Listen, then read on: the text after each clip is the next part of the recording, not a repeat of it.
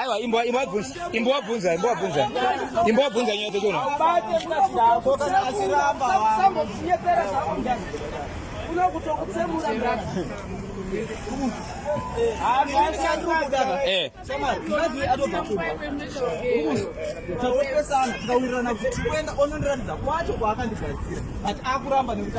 Atobvuma kakugadzira.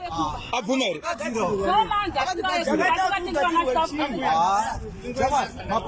Aiwa mukadzi ari kugadzira murume saka mukadzi abvuma kuti ndokuratidza kwanika kugadzira.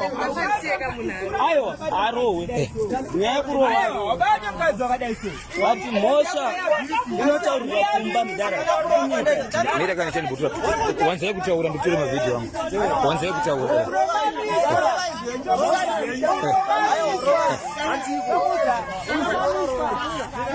Nasha, ndikumbira kubvunzaka. Andikumbira kubvunzaka. Dambudziko renyu nderei? Ona izvi inene mukadzi wangu. Tine mwana wani. We married for 3 years. Yes. 4 months ago takaita problem. Takaita. Then ini ndakabva ndabva pano. Pandakabva pamba kwandakaenda kwacho hapana chiri kuita. Usaurira kuti kwaurikuenda hapana mukadzi wandaka. Urita chifambi kwaurikuenda ndiri. Ipapo ndiri ro. Saka wazoseseri mukadzi ndiye akugadzira. Pandakazwa kumba manje. Zvakuita. Saka iye abvuma ere ndokugadzira? Akubvuma but ari kuramba kuenda kunondiredza kwacho kwakazvi. Wabvuma? Abvuma.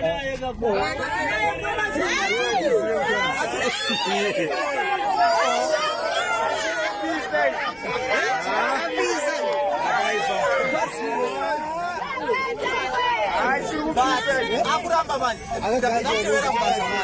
Akuramba manje.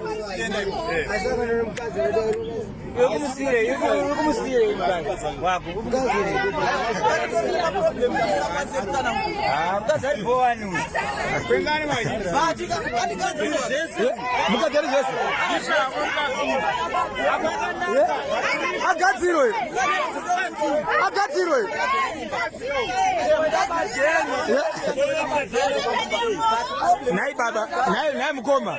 Muri kureva kuti pamakabuda kuenda pa 3 months izi. Mukaenda kunoita bonde koko riri kubvuma. Uko kunze uko hapana chiri kuitwa. Hakuna chiri kuitwa.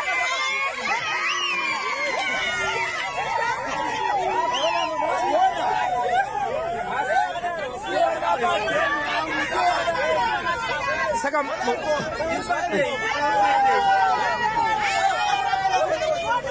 iwe